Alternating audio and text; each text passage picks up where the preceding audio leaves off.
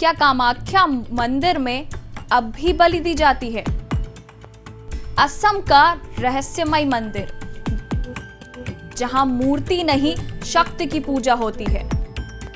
ब्रह्मपुत्र नदी लाल क्यों होती है? वैज्ञानिक भी नहीं दे पाए हैं जवाब। इतिहास के पन्नों पर छिपी हर कहानी में कुछ ना कुछ दिलचस्प होता है। आज हम आपको असम के गुवाहाटी में नीलाचल पहाड़ियों पर स्थित एक अनोखे मंदिर की कहानी सुनाने जा रहे हैं। कामाख्या मंदिर, ये मंदिर चमत्कारों से भरा है। यहाँ देवी की कोई मूर्ति नहीं, बल्कि एक गुफा में स्थित योनि की पूजा होती है। मान्यता है कि देवी हर साल ब्रह्मपुत्र नदी को लाल कर देती हैं और इस दौरान मंदिर 3 दिन तक बंद रहता है। इस मंदिर का इतिहास 8वीं-9वीं सदी से लेकर 16वीं सदी तक फैला है।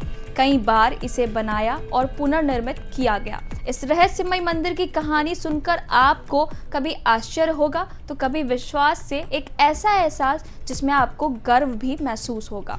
कामाख्या मंदिर का इतिहास असम के प्राचीन काल से जुड़ा है। इतिहासकार कली प्रसाद गोस्वामी अपनी किताब Kamakhya temple past and present में लिखते हैं कि आज का असम प्राचीन समय में प्राग ज्योतिषपुर के नाम से जाना जाता था, जिसे बाद में कामरूप कहा गया। मध्यकाल में जब यहाँ तांत्रिक साधना अपने चरम पर थी, तब कामरूप नाम अधिक प्रचलित हुआ। ये शब्द रहस्य और तंत्र विद्या से जुड़ा हुआ है। महाभारत और भगवत पुराण में इस क्षेत्र को दुर्गम और कठिन बताया गया है, क्योंकि यहाँ पहाड़, जंगल और जल प्रवाह इसे अप्रवेशनीय बनाते थे।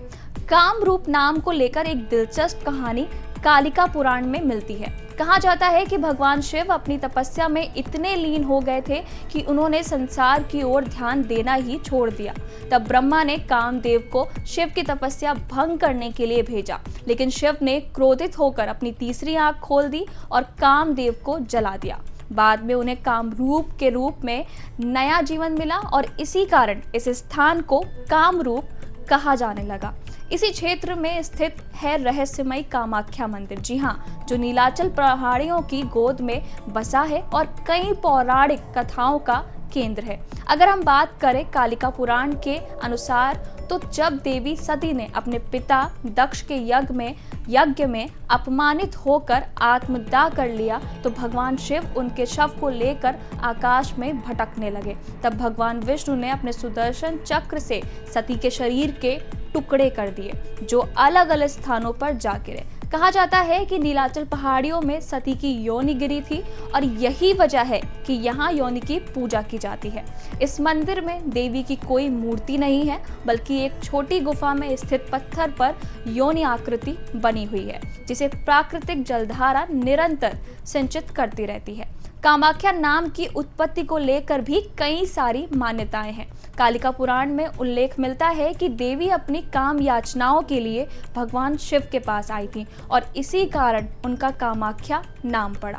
ये भी कहा जाता है कि देवी को ब्लीडिंग गॉडेस कहा जाता है, क्योंकि हर साल मॉनसून के दौरान ब्रह्मपुत्र नदी का पानी लाल हो जाता है। ये घटना अंबुबाची मेले के दौरान होती है, जब मंदिर 3 दिनों के लिए बंद कर दिया जाता है, क्योंकि ऐसा माना जाता है कि इस समय देवी मासिक धर्म में होती है। कामाख्या मंदिर कभी बलि प्रथा के लिए भी प्रसिद्ध था। कहा जाता है कि यहाँ एक रहस्यमय पत्थर है जो बलि के दौरान गिरने वाले खून को सोख लेता था। लोग इसे देवी की शक्ति मानते थे। हालांकि आज ये परंपरा काफी हद तक खत्म हो चुकी है, लेकिन इस पत्थर को लेकर अब भी आस्थाएं बनी हुई हैं। मंदिर के पास अधूरी सीढ़ियां भी हैं। एक रहस्यमय कथा से जुड़ी है ये सीढ़ियां। प्राचीन काल में नरकासुर नामक एक असुर था, जो प्राग ज्योतिषपुर का राजा था। उसकी इच्छा थी कि वो देवी कामाख्या से विवाह करे। देवी ने उसे चुनौती दी कि यदि वो सूर्योदय से पहले पहाड़ी की तलहटी से मंदिर तक पत्थरों की सीढ़ी बना ले तो वे उससे विवाह कर लेंगी। अहंकारी नरकासुर ने अपनी तांत्रिक शक्तियों से तेजी से निर्माण शुरू किया, लेकिन जब वो अंतिम कुछ सीढ़ियों पर था तो देवी ने एक मुर्गे की आवाज से सूर्योदय का आभास दिलाया।